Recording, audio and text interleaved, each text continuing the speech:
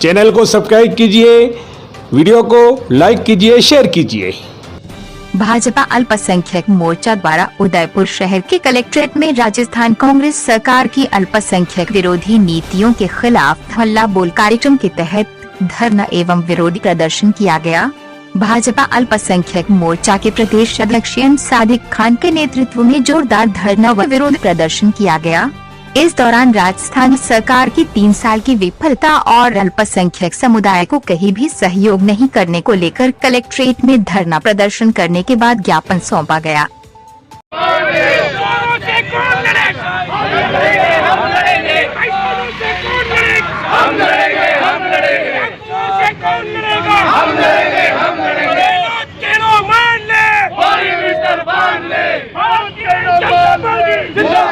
उदयपुर की पूरी टीम के लिए जोरदार तालियां। जब तक मैं ना कहूं आप बंद नहीं करेंगे।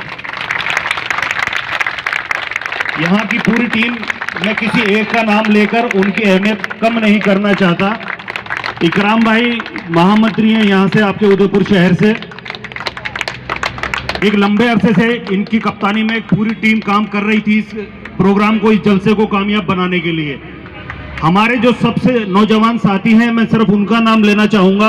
जब उनका नाम ले दूंगा तो आप सब मानेंगे कि हाँ आपने सही नाम लिया है। उस नौजवान साथी के लिए जोरदार तालियां हो जाए नत्था खां जी के लिए।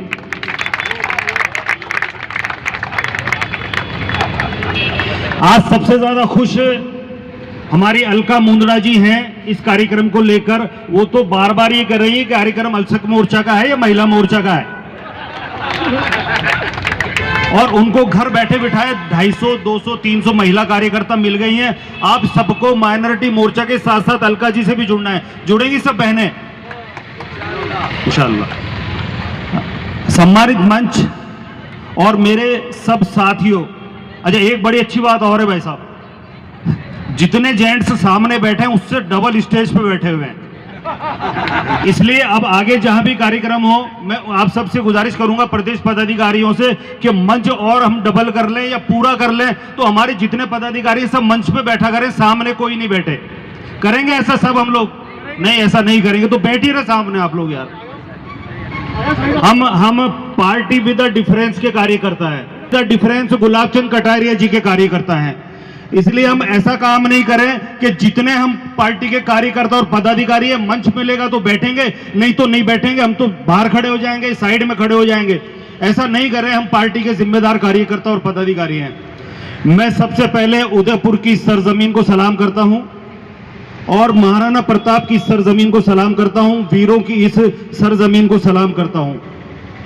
महाराणा प्रताप एक ऐसा नाम, एक ऐसा उन्होंने उदाहरण पेश किया कि अगर वो अपना सेनापति, अपना कप्तान हकीम खान सूरी को नहीं रखते तो शायद ऐसा संदेश कभी नहीं जा पाता कि महाराणा प्रताप से पहले जिन्होंने शहादत दी, महाराणा प्रताप से पहले जिन्होंने गर्दन कटवाई, वो हकीम खान सूरी थे, जो मुगलों के खिलाफ जंग लड़ते हुए शहीद हुए। एक और वाकया आपको सुनाना चाहता हूं, क्योंकि सारे नेता इतना बोल चुके, मेरे लिए कुछ बचा ही नहीं है, तो मैं तो आपको फिल्मों की बातें सुनाता हूं, मजा आएगा आपको। एक किस्सा सुनाता हूं भाई साहब आपको। एक मुगल बादशाह हुए बहादुर शाह जफर। सबसे पहले आजादी की लड़ाई 1855, 56, 57 में उनके नेतृत्व में शुरू की गई। झुके नहीं अंग्रेज के सामने, उनको अंग्रेज की पुलिस ने उठाया और उनको कैद खाने में डाल दिया। फिर भी वो झुके नहीं। अंग्रेज की पुलिस ने उनकी सारी फैसिलिटीज खत्म कर दी, फिर भी वो झुके नहीं। आखिरकार अंग्रेज की पुलिस ने यह किया कि उनके 2 पोतों का और 1 बेटे की गर्दन कटवाई और उनके सामने पेश करी सुबह नाश्ते के वक्त। बहादुर शाह जफर, जिनको थोड़ा दिखना कम हो गया था, उन्होंने पूछा अंग्रेज की पुलिस से ये क्या है, तो अंग्रेज की पुलिस ने कहा कि हाथ लगाकर आप देखिए। उनके 2 पोतों का और 1 बेटे का कटा हुआ गर्दन, कटा हुआ सर उस थाली में था। उनको एहसास हुआ कि ये मेरा ही खून है। तो अंग्रेज के पुलिस अफसर, उन्होंने कहा कि दम दमे में दम नहीं, अब खैर मांगो जान की, ऐ जफर ठंडी हुई शमशीर हिंदुस्तान की। आप जानते उस बुजुर्ग ने क्या कहा? ऐसा जवाब उन्होंने दिया। आप सोच सकते हैं कि जिसके 2 जवान पोते और 1 बेटे की गर्दन काट दी गई हो, उन्होंने क्या जवाब दिया होगा। उन्होंने जवाब दिया कि गाजियों में बू रहेगी जब तलक ईमान की, तख्ते लंदन तक चलेगी तोप हिंदुस्तान की। हम ऐसे लोगों के मानने वाले हैं, हम ऐसे लोगों का खून है, हम ऐसे लोगों की पीढ़ियां हैं। इसलिए आप अशोक गहलोत जी से बोलिए कि भैया हमें किसी भारतीय जनता पार्टी का नाम लेकर आप डराइए मत, आप नरेंद्र मोदी जी का नाम लेकर डराइए मत। हमने वसुंधरा जी के 2 शासनकाल देखे हैं, 2003 से 8 देखा है, 13 से 18 देखा है, एक भी कम्युनल राइट कहीं नहीं है। पूरे सूबे में एक भी कम्युनल राइट कहीं नहीं हुआ उस 10 साल के अरसे में, बल्कि हमारे 7 लोगों को राज्य मंत्री का दर्जा उन्होंने दिया, हमारे 1 कैबिनेट मंत्री उन्होंने बनाए। और जो लोग राजनीति से जुड़े हुए हैं वो जानते हैं कि उस कैबिनेट मंत्री का क्या मर्तबा था। मगर अशोक गहलोत जी ने जिस तरह, ये खुद कहते हैं कि मैं माइनॉरिटी के सबसे बड़ा खैर ख्वाह हूं, माइनॉरिटी सबसे ज्यादा मुझे वोट देती है। तो आप जो अगर पूछिए अशोक गहलोत जी से कि जब आप माइनॉरिटी के सबसे बड़े खैर ख्वाह हैं तो आप बताइए पिछले 2.5 साल में हमारे लिए क्या काम आपने किए। भाइयों, उन्होंने कोई काम हमारे लिए नहीं किया है, उन्होंने सिर्फ हमारा यूज एंड थ्रो किया है। यूज एंड थ्रो कैसे किया है? ये हमारी बहनें बैठी हैं, हमारी बेटियां बैठी हैं, हम घर में बिरयानी पकाते हैं, हम घर में कोरमा पकाते हैं, उसके अंदर हम तेजपात के पत्ते डालते हैं। जब वो सालन पक चुका होता है, हम दस्तरखान में खाना खाने बैठते हैं तो तेजपात के पत्तों को उठाकर बाहर फेंक दिया जाता है। हम कांग्रेस के लिए वही तेजपात के पत्ते हैं। इसलिए मेरे भाई, मेरे रफीक, आप इनके लिए तेजपात के पत्ते मत बनिए। आप इनसे मोल भाव कीजिए कि भैया फला बढ़िया तो इतने रुपए में सामान बेच रहा है, आप कितने कम में बेचोगे, आप हमें कितना प्योर सामान दोगे, मोल भाव कीजिए आप इनसे। हमने वसुंधरा जी का, हमने भाजपा का शासनकाल भी देखा है। हम क्यों मुझे एक बात बताइए, पिछले 70 सालों में क्या दिया इन्होंने हमें?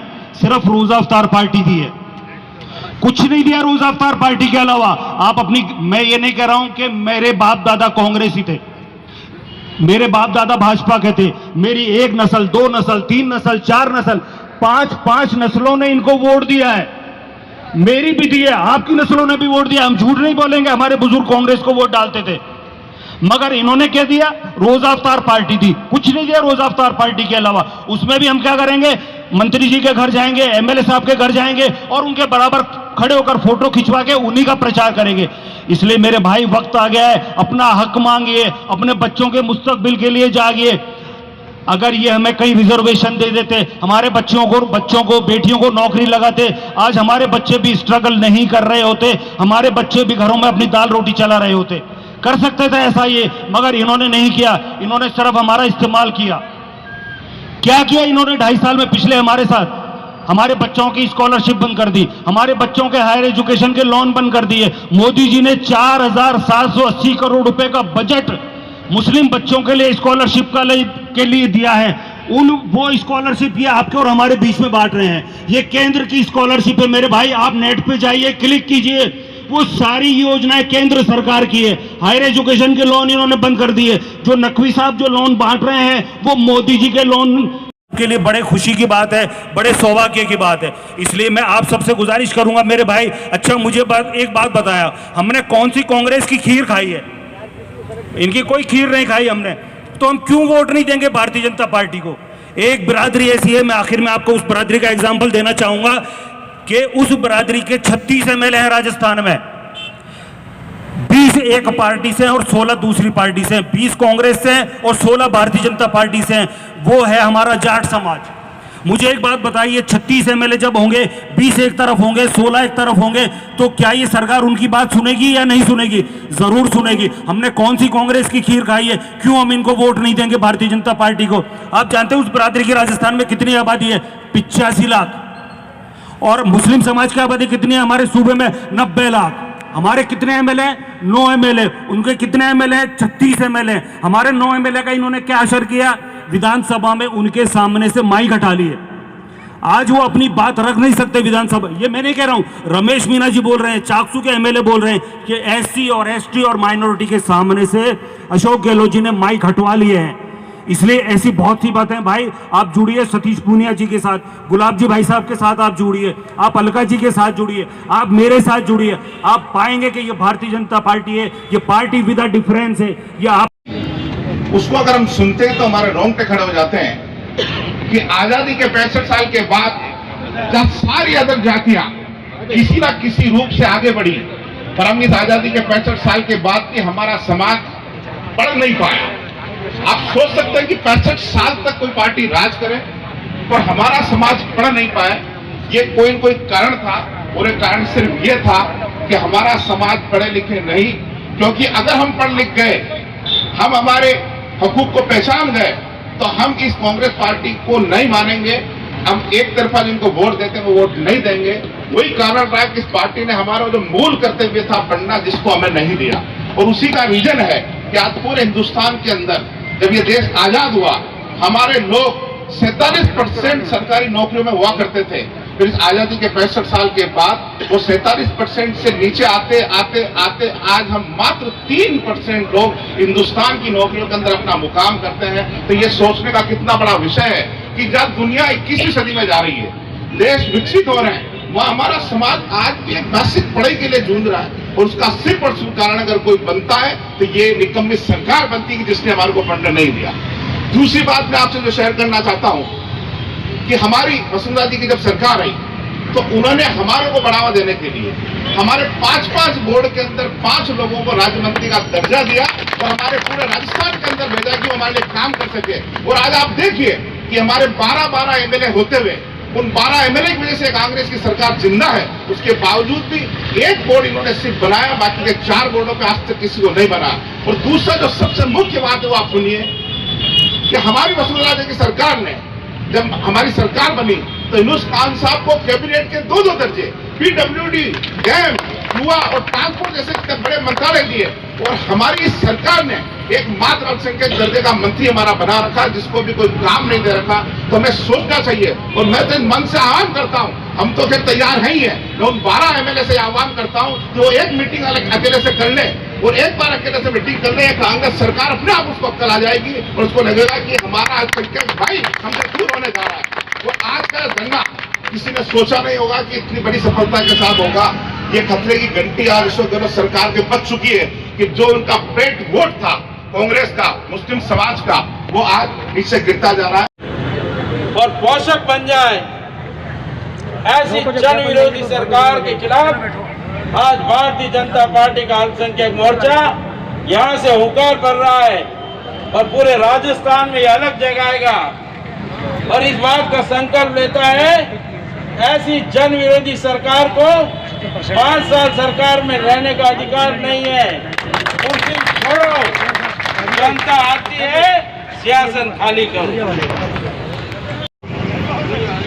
उनको हम इस मत से बधाई नहीं दे सकते, क्योंकि जिन वादों के साथ में हमें सरकार को लेकर आए थे और जिस तरह के उनके मैनिफेस्टो थे या घोषणा पत्र थे, उसके अनुसार उनकी सरकार ने देखिए, जिस तरीके से पिछले 2.5 साल में अशोक गहलोत जी की ये सरकार माइनॉरिटी के खिलाफ काम कर रही है, उसको लेकर भाजपा अल्पसंख्यक मोर्चा राजस्थान पूरे प्रदेश भर में धरने और प्रदर्शन का आयोजन कर रहा है। उसी के तहत उदयपुर में आज हमने ये जिला कलेक्ट्रेट पे कार्यक्रम रखा है, जिसमें बड़ी तादाद में माइनॉरिटी समाज के और हमारे दूसरे और कार्यकर्ता और पदाधिकारी जुड़े हैं। पिछले 2.5 साल में अशोक गहलोत जी ने, मैं आपके जरिए बताना चाहता हूँ पूरे सूबे की जनता को, कि माइनॉरिटी के बच्चों की स्कॉलरशिप बंद करी है, हायर एजुकेशन के लोन बंद करे हैं, आरपीएससी में माइनॉरिटी के मेंबर्स की नियुक्ति नहीं करी इन्होंने, वक्फ बोर्ड के जरिए जो काम किए जाते थे समाज के हितों के लिए वो सारे काम इन्होंने बंद कर दिए हैं। उसके अलावा चाहे वो मदरसा बोर्ड हो या उर्दू का मामला हो, ऐसे बहुत सारे काम हैं, ऐसे बहुत सारे हमारे पास मुद्दे हैं जिनको लेकर हम पूरे प्रदेश में निकले हुए हैं। सतीश पूनिया जी ने, गुलाब चंद कटारिया जी ने हम सबको एक जिम्मेदारी दी है कि हाँ, आप सूबे में जाइए और माइनॉरिटी के हितों की बात कीजिए और उनके विकास की बात कीजिए और सरकार के खिलाफ धरने और प्रदर्शन बराबर आप आयोजित कीजिए और माइनॉरिटी को जगाइए सरकार के खिलाफ। क्या मांगे हैं जो जिसको लेकर आप धरना प्रदर्शन कर रहे हैं? कितनी ऐसी मांगे हैं जिसको सरकार नहीं सुन रही है? देखिए, कम से कम 25 से 30 ऐसी मांगे हैं जिनको लेकर सरकार माइनॉरिटी की बात नहीं सुन रही है। तो जब तक ये सुनेंगे नहीं, अल्पसंख्यक मोर्चा बराबर और मुसलसल अपने कार्यक्रम जारी रखेगा और इनको जगाएगा। और मैं अशोक गहलोत जी को कहना चाहता हूं कि पिछली बार आप 21 पर रुके थे। इस बार अगर माइनॉरिटी आपके खिलाफ जाएगा तो आप 11 पर सिमटेंगे। भाजपा में मुस्लिमों को जोड़ने के लिए क्या करें? देखिए, भाजपा में मुस्लिम को जोड़ने के लिए जिस तरीके से मोदी जी की सरकार पिछले 7 साल में काम कर रही है, चाहे वो हमारे एजुकेशन का मसला हो, 4,800 करोड़ रुपए इस बार मोदी जी की सरकार ने माइनॉरिटी के बच्चों के स्कॉलरशिप के लिए दिए हैं। उस्ताद योजना चलाई है, बुनकर योजना चलाई है। उसके अलावा और बहुत से जो काम है वो माइनॉरिटी के अलग से केंद्र सरकार चला रही है। मुख्तार अब्बास नकवी साहब के नेतृत्व में वहाँ एक मंत्रालय बना हुआ है जो बराबर माइनॉरिटी के लिए काम करता है। चाहे वो हमारी बेटी के लिए उसकी शादी के वक्त 51,000 रुपये देने का मामला हो, या और बहुत से काम हैं जो नकवी साहब की सदारत में ये सरकार कर रही है। एक शब्द बहुत सुनाई दे रहा है, हिंदू खतरे में। ये खतरा किससे है? ये बता नहीं रहे कोई लोगों को। नहीं, ऐसी कोई बात नहीं, मैंने पहली बार आपकी जुबान से सुना है ये। नहीं, ऐसे कोई, देखिए इस देश में कहीं कोई खतरे में नहीं है। जब से मोदी जी की सरकार बनी है कहीं कोई कम्युनल राइट के मामले नहीं है, ना हिंदू खतरे में, ना मुसलमान खतरे में है। सर 2.5 साल बाकी हैं, मुस्लिमों को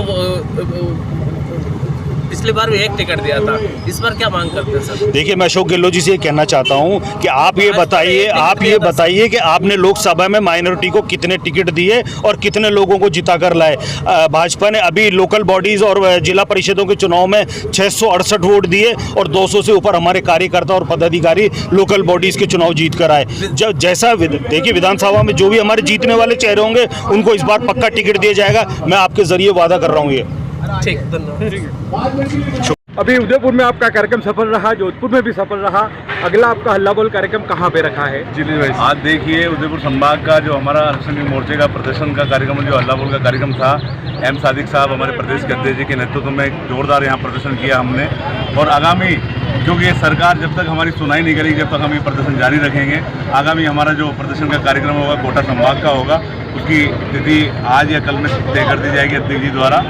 क्योंकि अल्पसंख्यक समाज की बातों को अगर हम ही नहीं उठाएंगे, क्योंकि पार्टी ने हमें जिम्मेवारी दी है, जिम्मेवारियों का अगर हम निर्वहन नहीं करेंगे तो जनता के बीच में हम किस तरह से जाएंगे। माननीय अध्यक्ष जी जो हमारे मोर्चे के हैं एम सादिक साहब, उनके नेतृत्व में पूरे राजस्थान के अंदर ये हल्ला बोल के जो कार्यक्रम संभाग स्तर पर चल रहा है, उसके बाद में पूरे जिलों में हम जाएंगे।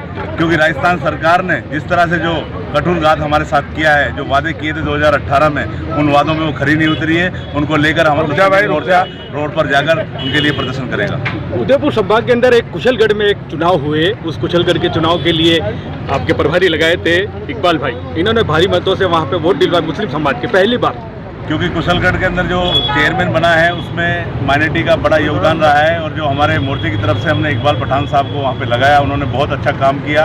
उनको मैं धन्यवाद देना चाहता हूँ, उनका शुक्रिया अदा करना चाहता हूँ। क्योंकि जिस टीम ने वहाँ पर जाकर काम किया उनके नेतृत्व में, इकबाल साहब के में, उन्होंने पूरे कुशलगढ़ के अंदर एक अहम रोल अदा किया।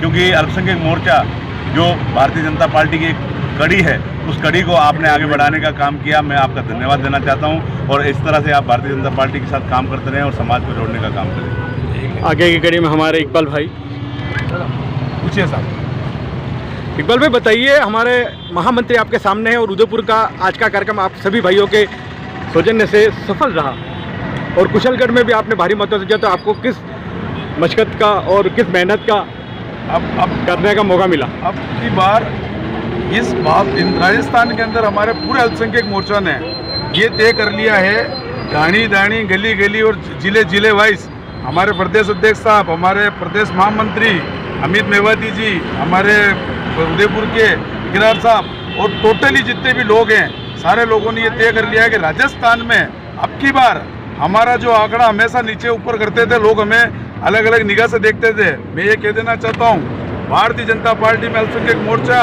जो है वो हाथी है, बैठ भी जाता तो भी कुत्तों से बड़ा दिखता है। इसलिए इन कांग्रेसियों को ये क्लियर कर दिया जाता है, जो दलाल घूम रहे हैं, हमारे लोगों का शोषण करते हैं, मुस्लिम के लीडर बना करते हैं, जिन्होंने कुछ नहीं करा है। और आप ये बात तय हो चुकी है, ये किरदारों के अंदर अब सरदारों का रोल अदा करेगा भारतीय जनता पार्टी का अल्पसंख्यक मोर्चा। और उसके सरदार है हमारे प्रदेश अध्यक्ष साहब, हमारे मेवाती जी, हमारे इकराम साहब और हमारे ये जेकी भाई प्रदेश उपाध्यक्ष साहब और टोटल जितने भी लोग हैं, इमरान भाई वगैरह साहब, हम ताकत से ये कह देना चाहते हैं, बहुत हुआ साहब हमारा शोषण और हमारा सिस्टम को जो बार बार इन लोगों ने ललकारा है। हम थोड़े रहते हैं फिर भी हम लोगों पर बहुत भारी पड़ते हैं। इंशाल्लाह आने वाली सरकार के अंदर इस गहलोत सरकार को ये तय कर दिया जाएगा कि अब हमारी बराबरी करने की जरूरत नहीं है। अब भारतीय जनता पार्टी में मुसलमान ताकत से लग चुका है। इसलिए अब खबरदार, और आप सुधर जाओ और अब अपने आप में विदाई लीजिए। धन्यवाद, धन्यवाद। अल्पसंख्यक मोर्चा जिंदाबाद, जिंदाबाद। ये अल्पसंख्यक मोर्चा का आज कार्यक्रम हुआ, इसके बारे में विशेष जानकारी बताइए। आज उदयपुर संभाग का ये मेवाड़ की धरती पर बहुत ही अच्छा सराहनीय अल्पसंख्या का प्रोग्राम रहा और अल्पसंख्या अब जागरूक हो चुका है। पहले अल्पसंख्या को मानते थे कि भाई ये कांग्रेस का है, अब मुस्लिम समाज अल्पसंख्या खुद होशियार हो चुका है, अब जागरूक हो चुका है। और इसको जागरूक करने के लिए हमारे प्रदेश के जो अभी वर्तमान के टीम के मेन हीरो बने हैं राजस्थान अल्पसंख्या के जो प्रदेश अध्यक्ष हैं एम सादिक खान साहब, उनके नेतृत्व में बहुत ही अच्छा सराहनीय पूरे राजस्थान के अंदर ये मैसेज जाएगा कि अल्पसंख्या अब जागरूक हो चुका है। और आने वाले समय में इंशाअल्लाह भारतीय जनता पार्टी से भी हम ये उम्मीद करते हैं कि अल्पसंख्या को 5 विधायक सीट दे, ताकि आने वाले भविष्य में हमें ये कोई नहीं कहे कि आपको मुस्लिमों को टिकट नहीं दिया। मैं अभी कपासन के उप चेयरमैन देखा, मैंने मुस्लिम को बनाया भारतीय जनता पार्टी ने, ये भी हमारे लिए बहुत ही अच्छी बात है। 50 सालों से कांग्रेस को मुसलमान टिकट दे रहा है, मगर डिप्टी सीएम नहीं बना पाई, डिप्टी चेयरमैन बना रही है। मैं कह रहा हूँ भारतीय जनता पार्टी ने कपासन के अंदर जो उप चेयरमैन बनाया है वो मुसलमान को बनाया है। इसलिए मैं भारतीय जनता पार्टी से मुझे आशा है कि आने वाले समय में 5 विधायक के टिकट अल्पसंख्या को दे। और पश्चिमी राजस्थान में इंशाअल्लाह पार्टी का बोलबाला भी आपकी रहेगा इंशाअल्लाह। अल्लाह की जात से हमें उम्मीद है और प्रदेश अध्यक्ष के नेतृत्व में एम सादिक खान के नेतृत्व में इंशाअल्लाह हम अच्छा काम करेंगे और करते रहेंगे। हम भारतीय जनता पार्टी के एक सिपाही बनकर पार्टी के प्रति जो काम कर रहे हैं, सभी 36 कौम बिरादरी यहाँ आज विराजमान है, उदयपुर के अंदर इकट्ठा हुई। इसके लिए मैं तमाम इस संभाग के पदाधिकारियों को और इकराम कुरैशी जी को और हामिद मेवाती जी को भी धन्यवाद देता हूँ कि उनकी टीम बहुत ही सराहनीय काम राजस्थान के अंदर कर रही है।